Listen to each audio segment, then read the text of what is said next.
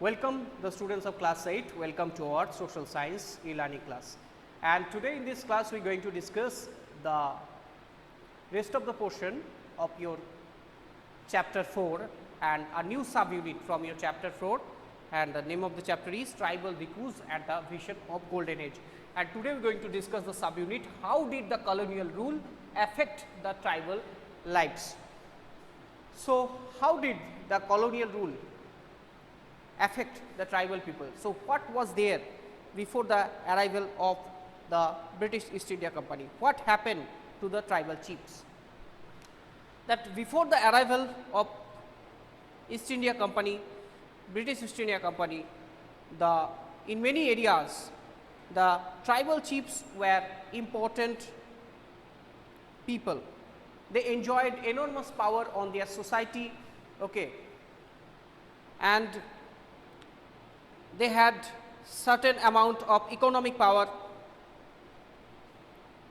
and had the right to administer and control their territories. Sometimes they also have their own policing system, and they also had the local, also managed the local rules of the land and also managed the forest and land inside the tribal areas.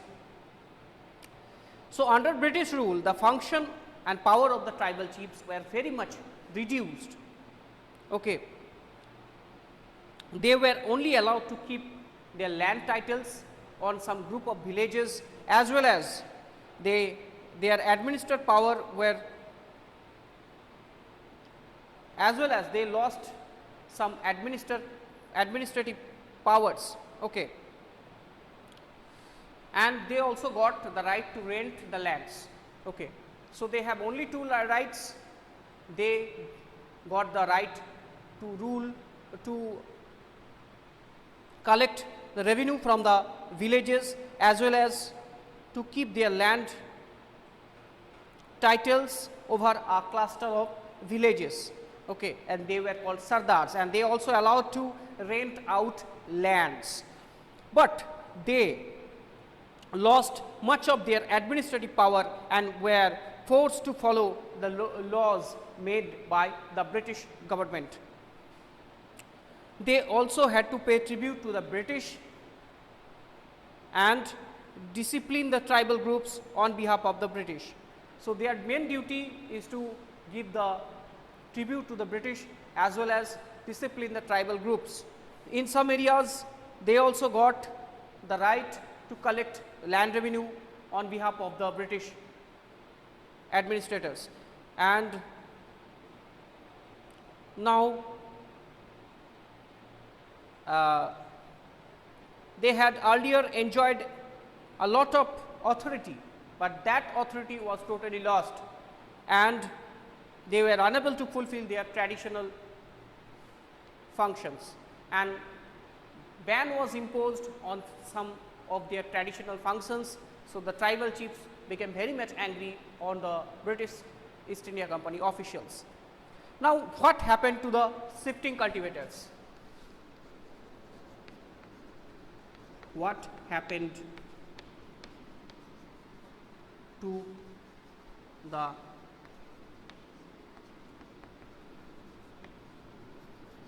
shifting cultivators? You know who were called shifting cultivators? I think you have know who were called shifting cultivators. At that time, what happened?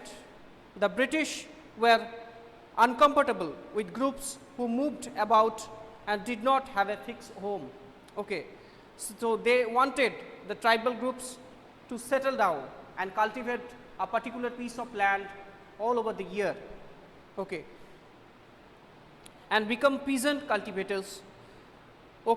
So, settled planters were easily to control and administer than the people who roaming around the places, because it is easy to understand, it is very much easy to measure the land, assess the amount of produce in the end of the cropping season, and they can impose the revenue charges. But those were shifting cultivators, revenue cannot be imposed on them on the basis of permanent settlement and other revenue systems. So, the British also wanted a regular revenue source from the state. Shifting cultivators usually not give any taxes. So, that is why their revenue income was reduced. So, that is why they wanted the settled cultivation from which they can earn a healthy amount of revenue every year. Okay. So, they introduced land settlements, that is they measure the land, define the rights of each individuals to the land and fix the revenue demand for the state. Some peasants also declared as the landowners and others were tenants. Tenants means under the landowners. Okay. And as you have seen in chapter 2, in various land reformation system and different type of land settlement system, the tenants were to pay rent to the landowner, who in turn paid revenue to the state. Okay. So, in this way the British East India Company, they introduced their different land settlements on the tribal people and forced them to settle in one place. Okay.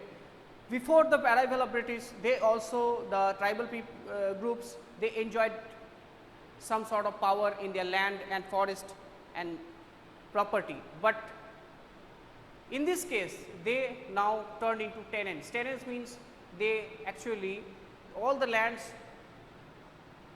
were belong to the British government. British government, they declared that these lands belong to the British government and they were just the tenants. So, they had to pay the rent for using or cultivating that land.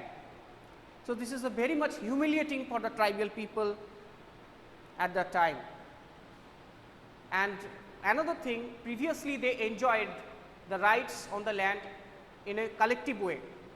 No personal or individual property rights were not there in tribal community, in any tribal community of that in India. Okay. But when they arrived, the individual property rights evolved, and individual property rights means if someone not grow the crops in his field, previously the others can help him or his family. But now what happened?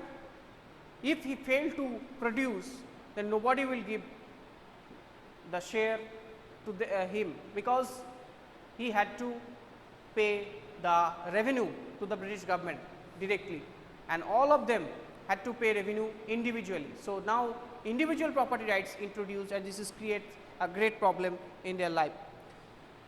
As per the British point of view, the effort to settle jhum cultivators was not very successful. Settled plough cultivation is not easy in areas where water is scarce and the soil is dry. So, in fact, jhum cultivators who took to plough cultivation often suffered, since the fields did not produce good yields. So, the jhum cultivators in the northeast India, the tribes, Adi tribes, the Apatani, the Khasi, the Garo, the Kuki, they and Hajong, they all the tribal people from the northeast India, different states, they insist the British government to continuing their shifting cultivators. Okay, because facing widespread protest, finally British had to ultimately allow them to right to carry on their old shifting cultivation, because in hilly area where water is not available, and most of the time they cultivated on the slope of the mountains in this way. So, shifting cultivation and settled cultivation is impossible. So, this is the story of the struggle of the tribal people, how did, and the tribal chiefs, how did their life were totally changed by the introduction of settled cultivation and various land settlements. Okay. So, I think you have understood this two subunits, small points. Next day we are going to discuss the another 2 points, the forest laws and their impacts. So, Thank you for today's class. See you another class.